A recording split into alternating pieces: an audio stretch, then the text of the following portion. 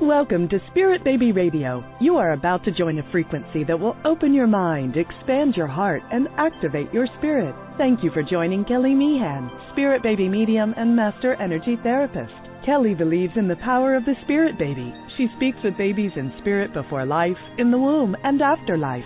She supports, teaches, and guides others to tune into the intuitive and mystical parts of life for greater wisdom. Join her in meeting your soul baby and build your connection and relationship with deep love and trust. Welcome to Spirit Baby Radio with your host, Spirit Baby Medium, Kelly.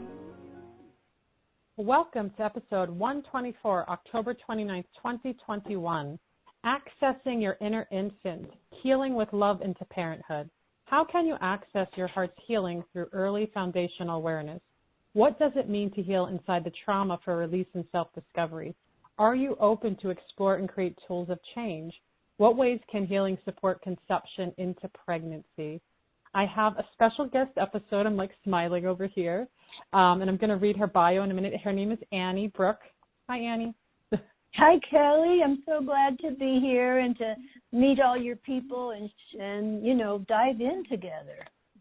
Yeah, and so Annie, like I always talk about how I meet people, and I think that I've been like spying on her through Instagram, and I don't know. I always feel like I trust when I invite people into the space if I haven't met them, because a lot of people I have met somewhere or another, but I really love, she's going to really guide us into this awareness around birth psychology, birth healing, and I've had past episodes, but not a lot, with different guests that are in this really unique field, and there's such a passion behind it. We were talking just a moment before, but I was like, no, you have to pause. We have to save all this good connection of energy, because I know many that come here are in this confusion or struggle or just want to create that beautiful, loving conception into pregnancy experience, and we're going to get a little deeper into that I call it the inner infant. So that's kind of a name that I made up about the accessing that part of ourselves and how valuable it is. But let me read now. My special guest here, Annie Brooke, is a world-class healer for birth trauma and babies.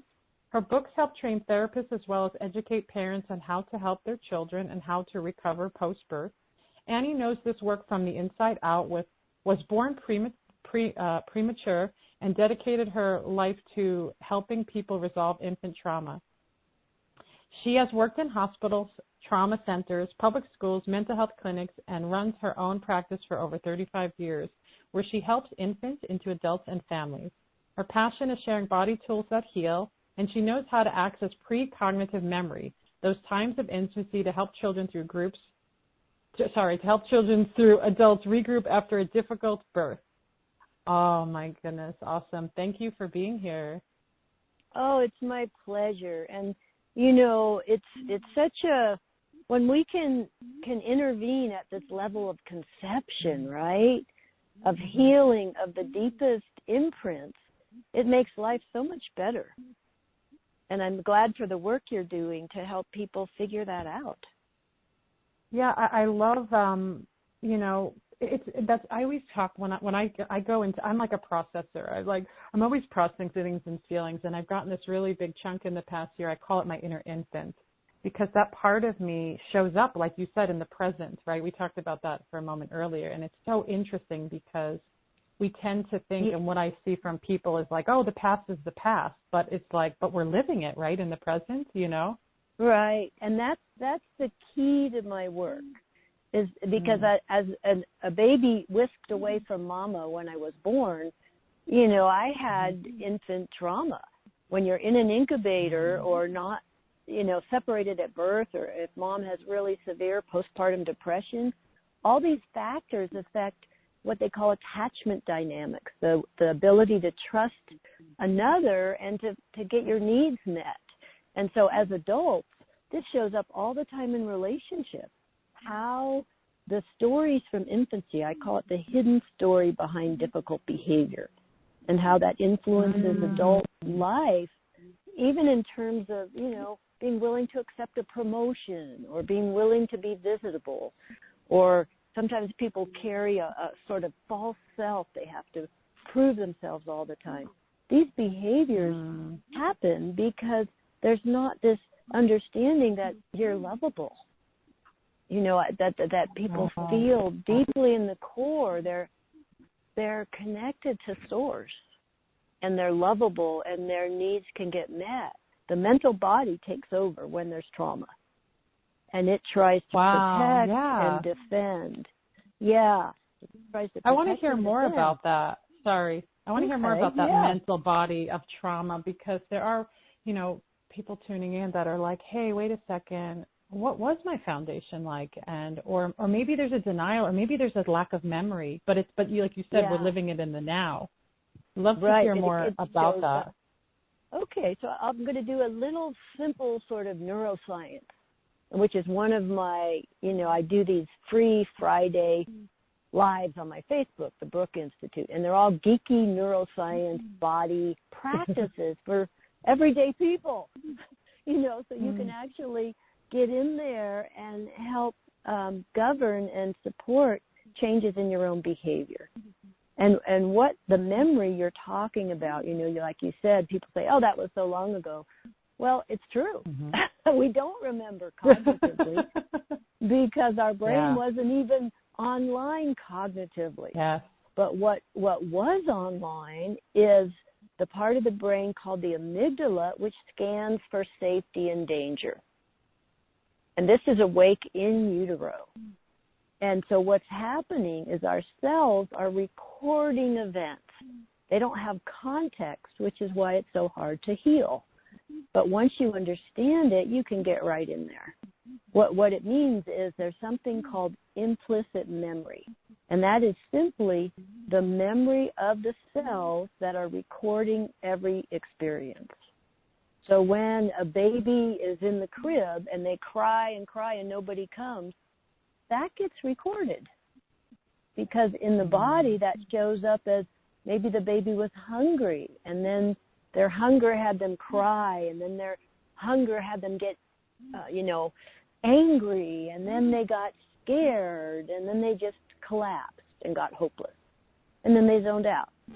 So that's why, young infants on feeding schedules before a year old is not such a great idea.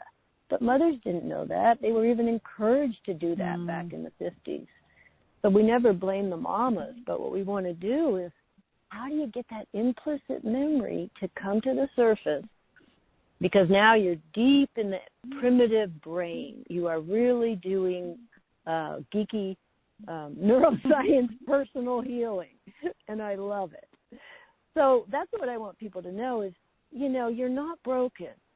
There's a hidden story behind difficult emotions, or some people do self-attack thinking. Some people are blaming others all the time. But ultimately, you're your own healer with the right tools, with the right guidance. And so when people can... Go ahead. I'm just babbling on. I was going to say, no, I love it. I wanted to say I love it, but I'm getting excited. But I have to say right now, maybe it's your energy, maybe it's my own inner infant stuff, but when you were just talking about that, I felt my body kind of leaving a little bit. I was like, oh, this is interesting. I'm so glad you're saying that. And I felt my heart, I have a lot of stuff around my heart, around my infant stuff, and I'm like, whoa, like what you were speaking, I was like, wow, I'm actually, come back, Kelly, stay in your body right now. And I was like, whoa. It was like, yeah, talk about that. Oh, Kelly, that's so great that you can name that. And, when I'm working with people or teaching therapists, you have to have a big safety net, because babies will leave their bodies when it's too difficult.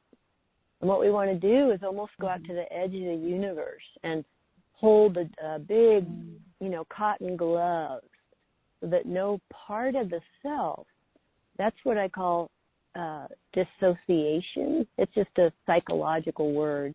And it means you leave your body. And some people leave by flying away. And some people leave by going inside into a cave. And some people leave by sort of going into a zone right near their body, but it's still zony. There's different ways. What we want to do is help the infants know that you actually survived. Because think about this. Yeah. If your infant body was struggling and you left your body because it was too overwhelming, then that part of you, it's still frozen in time.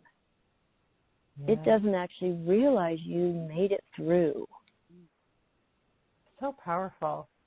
Isn't that powerful? And I want to, this is what I'm curious about too. Now, I'm not going to get too much. Well, I'll talk about my own stuff later because now I'm just very curious about a lot of things, but it makes me kind of reflect now where I've had different clients come in, and some do have what I would call infant foundational traumas, and some of them don't realize it, and some have asked their parents, and they've actually confirmed it.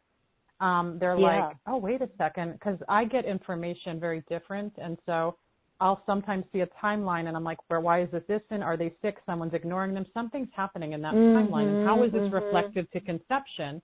Because we do want to feel some level, it's different for everybody, of course, of safety, but I always am like, why is this timeline showing up now on this struggle of conception or the struggle of birth loss? And so we kind of visit that. And it fascinates me. It's not everybody. No. But it's like, but some of these people, and I always feel like, I always feel like you would be the second half of that. Like, here, go to Annie, go deeper into that story because I don't, that's it. That's what you get. And then I'd love to like actually explore more of the story with people. It makes me, again, very curious, but shift a little bit over. I want to hear, I don't want to be jumping all over, but I see a lot of, go ahead. Oh, I was just going to say, I have an online course called Healing Birth Trauma. And in that course, we have people imagine the scenario of their own conception. Wonderful. Their own implantation. When the mama discovered she was pregnant with them, was that good news? Was mama, headed for a divorce and now she couldn't? Or was she, what was the impact? Was she headed for a career? Was the baby wanted? So all of these factors, you think, well, gee, that was just a moment in time, really. Come on now. But the truth is they affect the existential soul self. And that's the territory of conception. So sometimes people who are struggling with the current life event, when they go back and reintegrate their own past all the way to that level that is precognitive memory. It's almost cellular, and reestablish that strong soul-to-body connection, the trust in their own life path, the lessons that, Source gives us in order to be whole. These are all the deep, deep questions and opportunities, really, of life challenges. And so in that, I've found that when I can get, like, therapists will come to me with struggles with their work, or adults come to me with struggles in their relationship or with their parenting. And I like to find the echo all the way back to were their struggles in precognitive experience. And so that's birth trauma, that's prenatal time. And the reason is I like to be a good detective. I like therapy to be efficient and effective. And when you can get to the source of behavior response patterns, it amazed me in my clinical work, working with 4-year-olds and 6-year-olds, to realize they made up identity beliefs during infancy. Like one 6-year-old brought a card she made in, and on every page, she was also in an incubator, and she was having meltdowns at school. And on every page of the card she made, it was a little picture of a box and a, baby with tears down their face, and it said, bad baby, bad, bad baby. And then on the back page it said, I am such a bad girl. Now, she had good parents. She didn't have parents who were punitive, but still she had these beliefs. And I realized that it really helped me to understand that, oh my gosh, her little infant self had bad things happening to her. She had a tube up her nose, she was in the incubator box. And so to make meaning of it, babies are like omnipotent, right? Everything's about them. So bad meant she was bad. And that's so not true. But getting to the source of the fear that's lodged in the body and not sequenced through, you know, from an adult perspective, you have context. Like, oh, an incubator time was, you know, just a month or so, whatever. But the infant brain has no context. So they believe that those experiences are forever. And so that's why we want to go back to that time and we want to give it context again. And help the emotions process. There's so much coming up in my head now. Again, I'm thinking of different people who have had issues, like with their children, and looking at that birth piece is so important. And I talk a lot about that with my friends, because I think with just people on average, people aren't thinking about that part, but they're actually living it. And one of the things that I see come up with a lot of my clients as well is migraines. And I've noticed, and this is my theory, people think, oh, I'm eating too much chocolate, or it's my hormones. I said, those are agitators. But what I've noticed with migraines specifically is infancy and childhood issues that stem up at a certain time create whatever that is. I don't know why it comes in that part of the brain or what that is, and then it becomes this lifelong torture. And so I've been attempting to write an article about it. I haven't done much research. I'm just basing off of when I'm, you know, connecting with the energy your of people. intuition and your sense. and I'm asking their migraine to give me a timeline, and I'd say, like, out of like 10 women, I'd say at least 8 of them, if not like almost 9, I go back to an origin of infancy or childhood, and I say, what happened at, 5 months, or what happened at 10 years old? There was something that just like a switch happened. I don't know if you can like have any thoughts or about migraines and that connection. Yeah, let's talk about that for a moment. Yeah, because there's a lot of women that come to me with migraines. Oh, bless their hearts. Those are so debilitating. And if we can do anything to bring relief to migraines, this is a blessing. I guess, there's a few things I think about, because we think about the level of just plain old physical compression and stress. And I like to look at, well, what happened during the birth rotation, during the actual birth itself? If a baby is pulled out with forceps, that's often a cause of migraines. If there were compressive forces and then, vacuum suction or just a torque in the cranium. Under stress, we go right back to those memories in the body. And so it could be something that never got just simply worked through. There's a term called primitive reflexes. And you've heard probably how they used to, with babies' legs weren't straight or working correctly, they would put, them in little foot braces. And so sometimes these babies would have these braces, or they'd go to sleep and their feet would be in little shoes on a bar across the crib to try to help their legs straighten. But again, that's treating the problem without getting to the root of the cause, treating the symptom. And so migraine, what you're saying, it's like it's a symptom of something. And with the babies with the legs, often they just didn't, all they needed was someone to work with their primitive reflexes. You know how a baby will grab your hand when you touch their palm? It's a natural grasp. That's a primitive reflex. And then if you fan or brush the back of their hand will open. So if a baby is pulling on your earring, you don't want to try to pull it out of their hand because they're grab stronger. What you want to do is lightly brush, right? Yeah. You want to lightly brush the back of their hand and wait a few moments, and then the reflex will fire and their hand will open. And so why I'm saying this relating to migraines is that, you instead of using baby boots and crib bars for, leg work, you can go back and do reflex work with the baby's feet and help the intelligence find its way through the limb, the natural pathway. So migraine is like a block in some kind of fluid flow and communication. And one of the tools I give, one of the tools I give to people, not just people with migraines, but people who are constant worriers, they worry a lot, or they self-attack, or their mental body is going too fast. And we're going to circle back around to your mental body question. I just want to finish this piece with the migraine. Yeah, is that the tool, the free tool you can use is a mouthing reflex.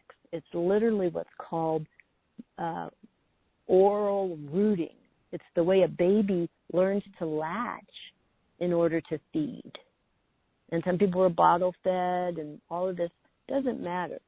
You can go back and you can reestablish a balance in your blood flow and your nerves between sympathetic is the fight or flight. It's the stress side. In health, it's just the ability to move and run and play. But under stress, it goes to fight or flight. Parasympathetic is safety, rest, digest, enjoy. And under stress, it goes into depression or catatonia. And so we want to come back to the middle where there's the movement, from one side of the brain to the other, from activity to rest in an easy way, so that it's not activity becomes stress, rest becomes depression. No, we want it to be nice and fluid and buoyant, and then we can enjoy life. So the tool I want to share with your audience, it'll sound really weird, so don't take it the wrong way, but it's to suck your thumb. It is literally when you have a migraine, to try sucking your thumb. And I'll tell you the neuroscience behind it, the kinesthetic science, that what that does, first you want to pretend you're a sea creature. Don't try to regress and be an infant. That's not what this is about. You want to be a little sea creature who only has a mouth and a nose. So we only have our smell and sort of taste perceptions, not really our eyes or ears. So you can lie on your side and close your eyes and really focus on, you can suck on your back of your tongue a little bit for a minute to wake up your mouth. And then you want to root. You want to discover your hand, like that's going to be your little food source. And you want to use your mouth to find your hand. So you're lying down now. You're on your side or you're on the floor, on your bed, and you're rooting. You're like, oh, where's this? What is this? And then you find your hand by using your mouth. It's called reach with the mouth. And then you gum your hand to get to know it, because the mouth is the exploratory animal here. And then you use your mouth to get your thumbprint on the roof of your mouth. So now you're in the right position and you want to be comfortable. And then you really explore that mouth ability to pull, to suck, to reach. The movement is what interrupts migraine, because what you're doing is when you do the mouthing reflex, you are reestablishing the midline of the body, so that central axis down through the digestive tube. You are bringing blood flow to the organs. It's more parasympathetic. And so you're reestablishing a blood flow, and then you're getting movement in the spine, right where the spine and the skull meet. And sometimes that's what gets stuck with a migraine, is it gets stuck right at that level. Incredible. I mean, I feel like this is going to be helpful, because you're so inspiring me, because I'm going, this is the body piece. I feel like that's so valuable in our psychology world. Not to downplay cognitive things like, psychology, like the talk therapy, but it feels so like old. It feels so like, okay, because a lot of these women I know that have migraines, they've talked the hell out of themselves, but the migraine's still there. Exactly. Do you know what I mean? It's like, I feel like that's our world. We're all like, we got to use our, and I know in my work and your work, I'm pulling people in their body, and some, are kicking and screaming. Yeah. But I'm like, what is the rest of your body? What is that connection? And I absolutely love that, because it's like, again, you don't have to sit there and try to think your migraine away, or you have to figure it out from this. It's like you're literally the nervous system, the brain, and just this touch in the mouth. And And I wonder, even I know people have talked about craniosacral and all these different therapies, which I think are amazing, but I do feel like, but the emotional matching of it, right? It's like, you know, and the time that's needed. Sometimes it takes time to reintegrate, right? Yeah, and sometimes it takes, you know, it really does take time. I have a little audio file on my website, and it's called Hidden Stories Behind Difficult Behavior. And to really heal and come into the body does take time. And it takes a kind of slowing the mental body down and actually paying attention to sensation. And what we want to really say and highlight here is we're not interested in re-traumatizing. We're not interested in talk about that, because that's what people are terrified of. Of course they are. Of course they are, because the original experience was overwhelming. You know, they were traumatized in the original experience, so they dissociated. They left their body, they created defense structures, they created identity beliefs. Because if we look at the raw material, you know, I love going back to the basics. Yeah. The raw material being overwhelmed is chaos. It means that sensory signals are not able to be processed and expressed through movement. You know, that's what we call the sensory motor loop. And so if sensory signals are too stimulating, too many, the brain gets confused. Or if, say, the mother's not there to help the baby feel safe, the baby will get confused by all the internal body signals when it's hungry and it cannot do anything about it. And so that becomes chaotic in the brain. And when the brain has chaos, it hates it. It wants to fix it. And that's why people shut off the body and they go to the brain. Yes. Because what's happening on a body level is if you can't run away from the discomfort or you can't fight it, you're going to freeze. There's going to be what's called an internal freeze response. Once that's in place, the mental body takes over. So the real work is, how do you thaw out that early freeze? Yeah, it's a thawing process. It reminds me of functional freeze.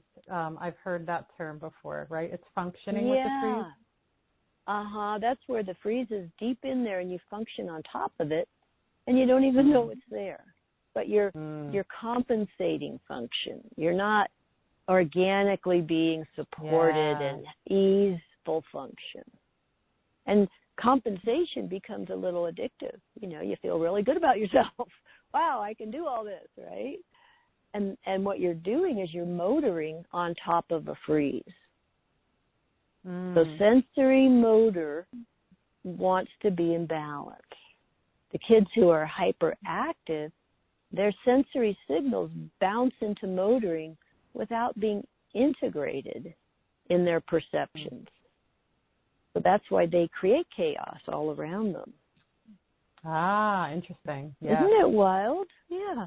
It is, so because go ahead, sorry. So we're on the same path, and I just love your work, Kelly. I just love that you are asking, well, where in the timeline does this go, right? Because when you can get to the roots of it, and you can get sort of into these, they do have a lot of science in them, but they seem woo-woo sometimes. You know, it used to be years ago, I studied clairvoyant, I used to teach at a school for clairvoyant healing and hands-on healing back in the 70s.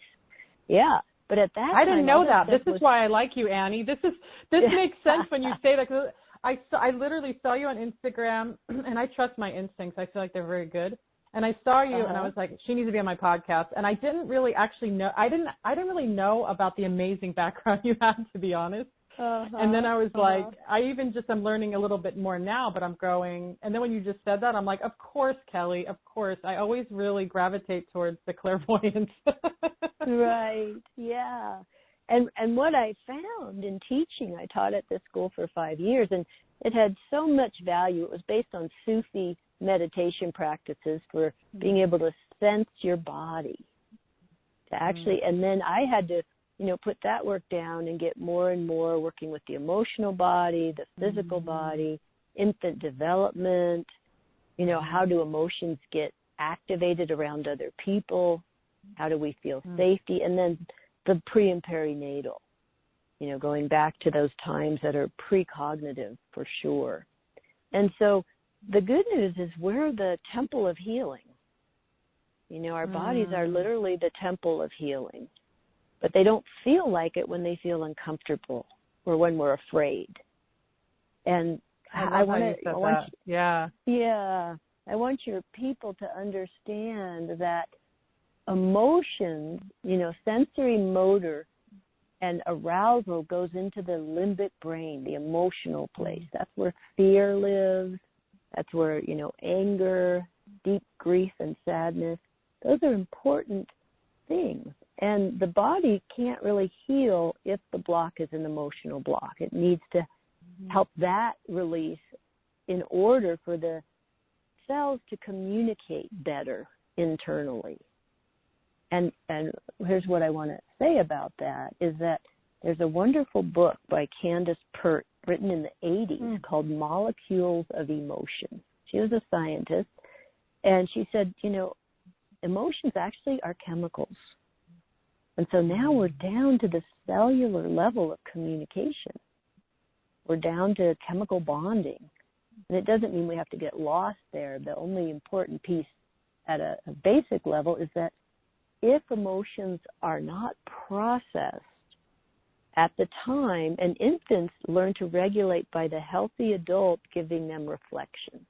Like if a baby gets scared, they hear a dog, the baby goes into high arousal. And the mom just looks at them and goes, oh, honey, you got scared. That was a dog that barked. Then the baby settles. So infants need the reflective mirror neurons of the parent to help them organize experience. Otherwise, it becomes nameless terror. And so how your listeners can use their body as a temple for healing is they create the context so the infant is no longer globally aroused by these chemicals of fear. So, you can say to yourself, oh, this is my infant trauma. This discomfort I'm feeling is just the chemicals from my infant trauma that literally got stored in my body. And now I'm listening to the story. That's what I call that hidden story behind difficult behavior. When you can reach with your wide elephant ears and not become the difficulty, you allow the sensation that's uncomfortable to rise to the surface, and you name it. You go, wow, I'm really scared right now. And my hunch is this is my infant trauma. When I had surgery when I was, a month old, who knows what it was. But there's some event. And you make a really good point, and I've said this before to a lot of people. They're like, oh, yeah. Sorry. Go ahead. No, I was going to say, I think that the phone got a little weird, so I kind of may have just dipped away for a minute. But I was talking, and I was like, oh, wait, I didn't hear you. But no, go ahead. I was just thinking about how when I'm connecting with people and they say, well, my like you said before, my mom and dad were such good people, but it's like, but your inner infant and your reality, they may have not have done something intentional, or they weren't purposely neglectful, but how your experiences in your body and your soul in that time can, create, of course, another story. That's exactly it. And we want to help our inner infant grow up. Yeah. We don't want to keep looking at the world through the lens of the inner infant. I feel like so important. Well, look at our political thing. We won't get into it, but I literally feel like everybody's inner child is fighting, right? It's like nobody's met. So everybody's polarizing. But to find that adult, to find and be with that adult, I really love what you said that, because I know in my own somatic work, I hired a somatic therapist to work with this year, and I did this huge somatic program. And I realized when I was, oh, sorry, did you hear me? Oh, no, I don't know if it was. Yeah, you cut out going for a little second, in and out. You're good. Okay. Oh. No, I was saying that in my, you hear me? You're good. Okay. I feel like in my own therapy, I went into this place that felt like a mature adult, and I never experienced it to that kinesthetic and sensory way. And I was like, wow. I was like, maybe I do live in the infant all the time.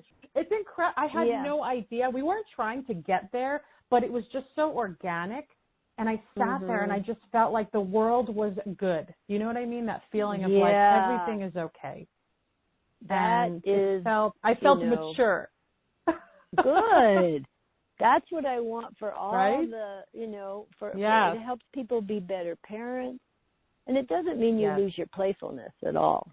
It actually means you lose a perspective that's just lodged in infancy. And so good parents, but maybe the baby was born C-section. And everybody's celebrating a live birth. The baby's alive, they were stuck. And the baby's going, what just happened to me? Where am I? I can't even feel my body. Or an induction. There's a lot of ignorance about how birth practices influence the baby. And some things are necessary. We're in a time where we're able to make sure there's a live baby. That wasn't always the case in the, old times. But it kind of tweaks things a little bit in the consciousness, because we also don't know how to be with death and loss as a culture. And induction seems to be the thing that they're doing right now, you just get induced because we can control the environment, which is quite scary collectively for the maternity. It's very and I hear scary this collectively. And some of my clients come to me and they're like, I don't want to be induced. And I'm like, well, don't put all your energy in that. And I said, it's different for every pregnancy. But I was like, why go to induction right away? Why are they even telling you that? It's like, why is there no opportunity to see the natural? I mean, that's probably a whole other podcast. It's a huge study, and there's a wonderful. But let me just throw this in. People can go to birthpsychology.com. It's a huge educative process. They're having an online conference right now that you can probably get into, and those are people wanting to say, hey, let's use the medical methods, but let's include how it impacts the baby. So induction has an impact. I'm working with a 45-year-old who's finally relaxing. But the induction for her produced mechanical, birth contractions. So she wasn't ready to come out. She needed more time. And so she got very disorganized and chaotic, and part of it was her the way she was parented, but that imprint at the beginning creates a little weakness in the foundation. And I don't want anybody on listening to be like, oh, I'm such a bad parent, that happened to my child or anything. No, don't go there. Life happens. And what we want to do is we want to integrate our life experiences. One of my favorite quotes from Florida Scott Maxwell, she says, when you can claim the events of your life, all that you have been and done, which may take some time, you are fierce with reality. And so when you're claiming the events of infancy, you have to go back to, cellular implicit memory. Most therapy does not know how to do that. And that's why I'm really wanting to train therapists. It's not rocket science. You just have to know how to do it. And I've developed a method called applied neuroplasticity, literally where you can get into the body, into those chemicals that were locked in. You can help them move, and you can help the brain integrate the context so the brain is no longer confused about what happened. And then you are just golden. It's like, oh, okay, that happened. I'm all right. I made it. Yeah. But if we're dissociated or withdrawn or in our protective response under stress, we'll revert back to the infant habit. And I You're just reminding me too, like sometimes with my clients, which is hard for, I think the majority of human beings are living in a lot of past energy, which is, it's very common in the present. But some people have higher activation where they're like, oh, well, that's the past. And I said, you say that with your cognition, but your body and energy are saying no. You've invested in your auric field has invested. And so that's where I shine my spotlight on. Although you can't hide. You can't hide behind anything. I also see the energy so clearly. And it's good, though, because I feel like it's like getting, that's why probably what keeps me and you busy. It's like we're getting to behind the scenes of what's happening to bring it into the present, to like look at it in front, but not it always being about you have to talk it out or overanalyze it, right? Because we do that, right? We're like, oh, I got it. It's like, well, that's the mental body, but then you avoid processing the uncomfortable chemicals. And the body needs to digest the chemicals. It needs to go release those chemicals, not what happens in the sensory motor loop. This is my brilliant mentor, Bonnie Bainbridge-Cohen, who has the School for Body Mind Centering. And she is the only one I've ever heard define a nervous system reversal. What that means is under stress, the lymph is the protective fluid, and the lymph gets agitated and overtaxed, like it can't protect. And it even can get frozen, like that freeze response. When all of this happens, the nervous system will not sequence the sensory input through to the motor response nerves. Literally, it's like the sensory input coming up and getting a stop sign and saying, nope, go somewhere else. And so where that sensory input goes is it stores literally in the synapses between the nerves, those where there's chemical receptors. Now, this is geeky neuroscience. The main point here is you want to finish that sensory motor loop. So by allowing those uncomfortable sensations to arise in a safe context, you're not re-traumatizing. You're saying cognitively to yourself, oh, this is my infant time. This is my infant depression, or this is my, infant grief when I was separated from my mother. Or this is my fear when they lifted me out at the C-section. You're naming it so the brain relaxes, and then you're going, see, now as grown-ups, oops, there's a plane flying overhead. As grown-ups, okay, good. As grown-ups, we have so many more cells than we had as babies. Our body is big enough to actually metabolize the discomfort. And so I teach people a little method I call staying on the surfboard. Staying on the surfboard is the healthy adult saying, okay, I've got this. I'm not repressing it. I'm not just going to jump into my mental fix-it mode. I'm just going to stay on the surfboard and let this wave of sensation, emotion pass through me. And what that does is that by staying on the surfboard, at first it'll be a big wave and you're like struggling to stay on the board, right? And then if every time you stay on the surfboard and you notice, especially when the emotional wave passes and you're regulated again, you can look around and orient. The little infant self goes, oh, there's a healthy adult here who actually can tolerate my story. They can actually stay present to something I couldn't stay present to. Isn't that incredible? So for people working with this, not to repress and avoid these little, because we get these, like you said, we have these avoidance buttons in our body. Like, I don't want to go there. Well, we don't want anyone to go to a place that's re-traumatizing. That is why we have avoidance buttons. But once you know the methodology, you can slow down. The key is slowing down. Literally 6 to 10 times slower is when an infant, the connection between the brain and the body. The brain will speed ahead of the body all the time.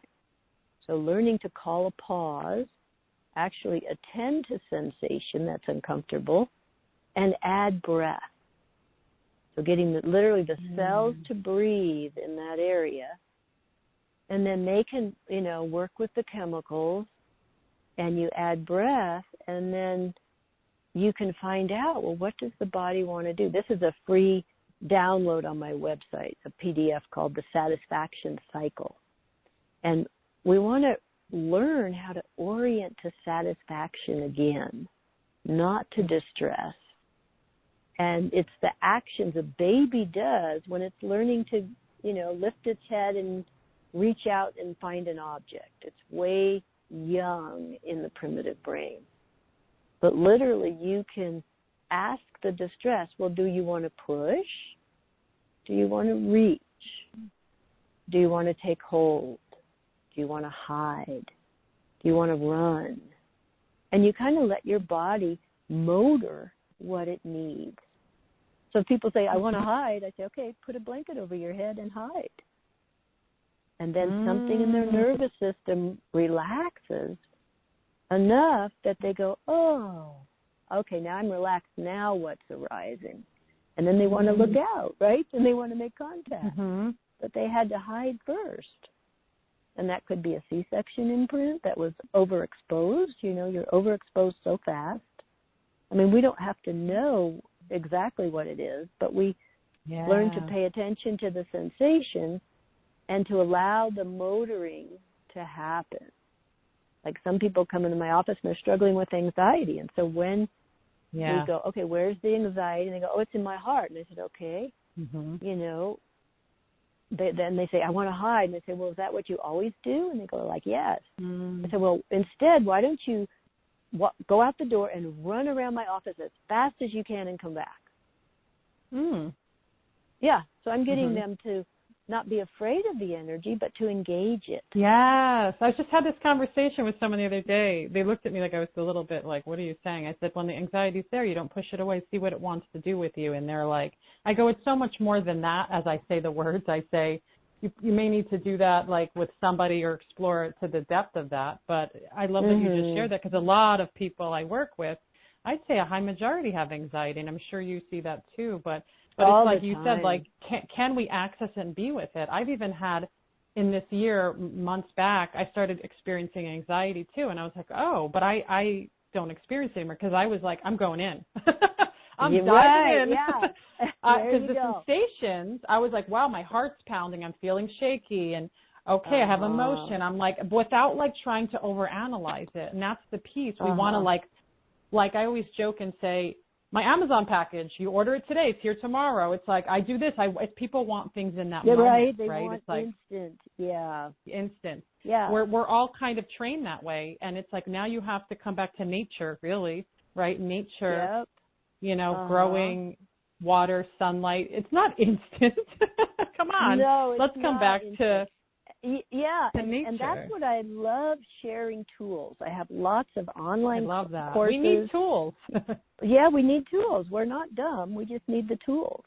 And so what I'm focusing on this month is adoption, because the adoption imprint is really terrifying. I mean, few people know what it feels like to literally be given away.